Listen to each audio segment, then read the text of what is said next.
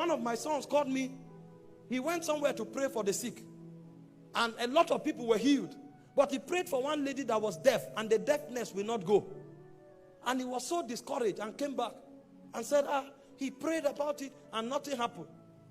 He said, why did Jesus heal some and didn't heal the other? I said, well, the reason is because you are the one dictating who is healed. If you say some things, it will be heretic. You know, our generation is very religious. If you go out to win souls, you will say, I won 10 souls. But when you go out to pray for the sick, you will come back and say, Jesus healed 10 sick people. Because you feel that if you say, I healed 10 people, people will now say, hey, you are taking the glory of God.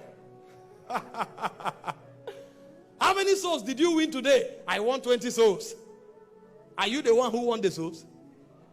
But why do you say so?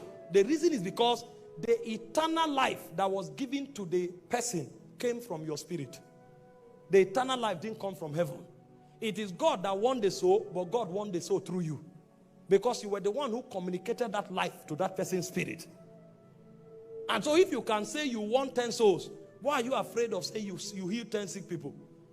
Because of two things. You are afraid that if you say you healed 10 sick people, people will think you are taking the glory of God. And number two, you are afraid because you can easily replicate soul winning, but you don't know you can replicate healing. So you are careful to say, I'm not the one, so that tomorrow, if they are not healed, you'll say, well, the ones Jesus wanted to heal, Jesus have healed them. This one, I don't know. All power belongs to God.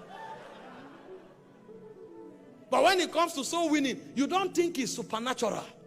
You think you just convince the people. And so any day, anytime, you can convince them. But when you see the sick, you know if you dare say you did it, tomorrow the word will come and say, okay, since you said you did this one, do this one again. And you are not sure you can replicate it. So in order to put yourself in a safe place, you can say you want souls, but when it has to do with healing, you say Jesus healed the sick. How do you think you glorify God? Do you think you glorify God by saying God is the one that did it? That's not how the Bible says we glorify God in the New Testament. The way you glorify God in the New Testament is that you showcase the excellencies of God. You manifest the dimensions of God. In John chapter 2, when Jesus turned water to wine, the Bible said he glorified, he revealed his glory. So you reveal the glory of God by demonstrating what God does. When people see you, they will know it's the God in you that is working. Everybody know what you are doing. Men don't do it. They know. And so instead of religiously saying what yourself don't believe, you better wake up and begin to manifest God. Peter said something, 1 Peter 2:9. He said, you are a choosing generation, a royal priesthood, God's own special people called forth to showcase the excellencies of God. So when you lay hands on the sick and they recover, you have glorified God. When you prophesy over people and their lives prosper, you have glorified God. It's not when you come back and say, Jesus did it, oh, I'm not the one that did it, oh, that you are glorifying God. That is a part of it. But the bulkier part of it is the fact that you reveal the glory of God, and it shows God's love towards humanity. That God decided to put in his essence in a man for a man to host it. When you look at my son and my son resembles me, my son has glorified me.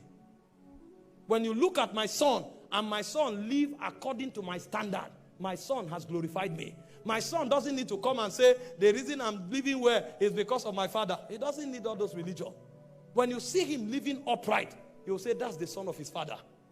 What he's doing is what glorifies me. It's not primarily that he came to say, it's my father that did it. All of that is a religious cliche.